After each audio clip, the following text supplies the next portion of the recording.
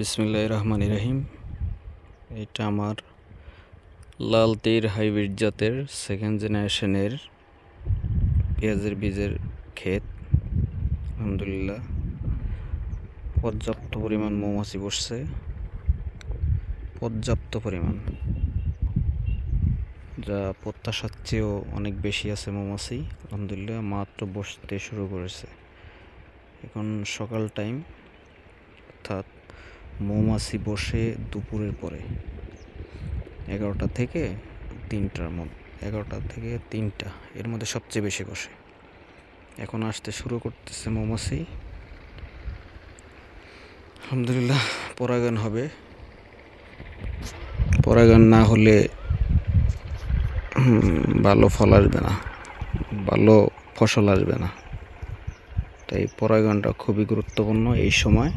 এখন একদম পুরোপুরি পরাগায়ন টাইম। এখানে টোটাল 2 বিঘা জমি আছে 52 শতকের। আলহামদুলিল্লাহ দেখতে পাইতেছেন সুন্দর হয়েছে, এবং মৌমাছিও খেয়াল করলে দেখতে পাবেন মৌমাছিও আছে, পর্যাপ্ত পরিমাণ মৌমাছি আছে।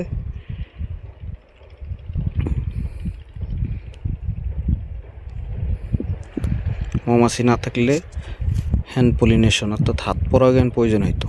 আর পুরো জমি হাত পরাগায়ন করাটা যে কত কি পরিমাণ কঠিন কাজ, তাতে পেঁয়াজের ভিতরে ঢুকতে, কালির ভিতরে ঢুকে হ্যান্ড পলিনেশন করা খুব কষ্টসাধ্য ব্যাপার।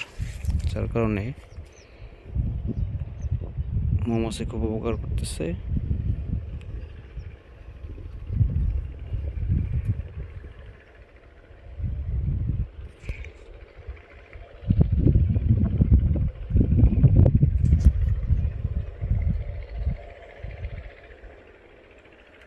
খেয়াল করলেই মৌমাছি দেখা যাবে, মৌমাছি উড়ে যাইতেছে। প্রায় দুপুর টাইমে প্রত্যেকটা ফুলে, অর্থাৎ প্রায় প্রতিটা ফুলে, অর্থাৎ যেই ফুলটা পরিপূর্ণ মধু চলে এসেছে এবং পরাগায়ন ফুল বেশি পরিমাণ ফুটেছে, অর্থাৎ সবগুলা তো আর মৌমাছি বসবে না। যেমন এই ফুলটার ভিতরে হচ্ছে মৌমাছি বসার জায়গা নাই, কারণ এটার মুখ ফুটে নাই এখনো। অর্থাৎ যেটা পরিপূর্ণ ফুটেছে, অর্থাৎ মধু আসছে, সেটার ভিতরে মৌমাছি বসবে। যেমন এই যে এই ফুলটা দেখতেছে, এখানে মধু চলে এসেছে, তাই এখানে মৌমাছি বসেছে। এই যে একটা মধু চলে এসেছে, তাই মৌমাছি বসেছে। মধু আসতে হবে, মধু আসলেই মৌমাছি বসবে। কারণ এলাকাতে প্রায় 300 পরিমাণ বাক্স, মৌমাছির বাক্স, অর্থাৎ মৌচাষিরা চলে আইছে এবং তাদের ফোন করে আনা হয়েছে। তারা আসছে, তাদের উপকার হবে, তারা মধু কালেক্ট করতে পারবে এবং আমাদেরও উপকার হবে, আমাদের ফসল ভালো হবে। আলহামদুলিল্লাহ সব মিলে